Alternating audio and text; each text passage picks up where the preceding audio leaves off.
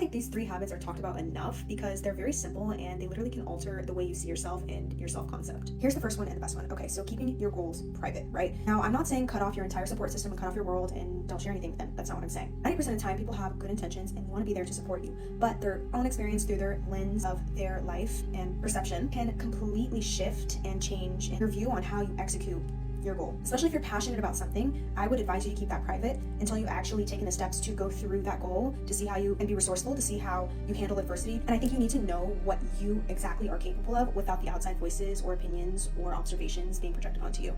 Now, there is a balance, right?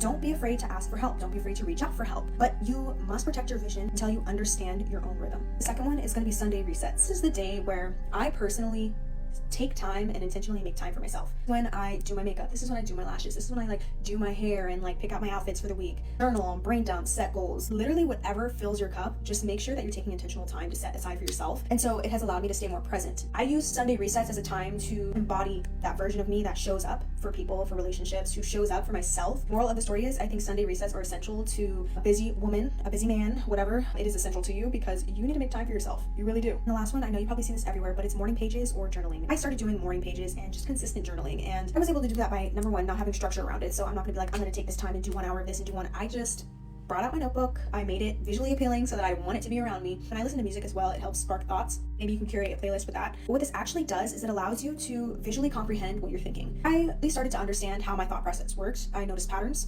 I noticed where my blind spots may be, how I make sense of information. Once I understood myself more, really, and just kind of got a peek inside my own brain, I was able to transfer that same process into grasping concepts faster. It's you kind of get this hunger for teaching yourself new things because now it's become so second nature that it's not daunting to want to start something you're passionate about, or that you want to experience and you've never tried before, right? So always having that anchor, those morning pages to come back to when things are unfamiliar or chaotic, really builds this self-trust and safe space within your journal. If you're interested in more tips and more reflections and journal prompts and just personal growth as a whole and building a life that is aligned to you, DM me or comment me self and I'll go ahead and add you that free of no charge.